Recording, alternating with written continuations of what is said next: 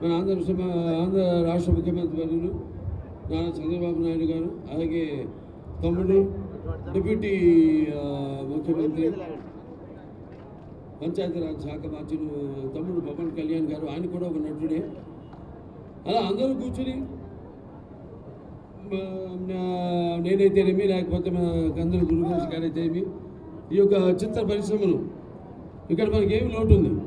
మనం కూడా ఇక్కడ బ్రహ్మాండంగా మన చలనచిత్ర ఏ రాష్ట్రం ఉంటే రాష్ట్రంగా ఒక FDC ఉంటుంది, ఓ చలనచిత్ర పరిశ్రమ ఉంటుంది. అంతే తప్పితే అటు ఆ రాష్ట్రం ఈ రాష్ట్రం అన్న తేడా లేదు. నాన్నగారు ఎప్పుడో అన్నారు, ప్రాంతాలు వేరైనా మన అంతరంగాలు ఒకటేనన్నా, ధ్యాసలు వేరుగా ఉన్నా మన భాష తెలుగు భాష అన్నాన్ని. అలా ఈ యొక్క చలనచిత్ర పరిశ్రమను ఇంట్రెస్ట్తో కలిసి ఉన్నప్పుడు అయితేనేమి, లేకపోతే తర్వాత ఆంధ్ర రాష్ట్రంగా మనం ఏర్పడిన తర్వాత కూడా చలనచిత్ర పరిశ్రమకి విజయవాడ అన్నది ఒక చలనచిత్ర పరిశ్రమకు ఒక రాజధానిగా ఆనాడు భాషలింది, ఇప్పటికీ భాషలుతుంది.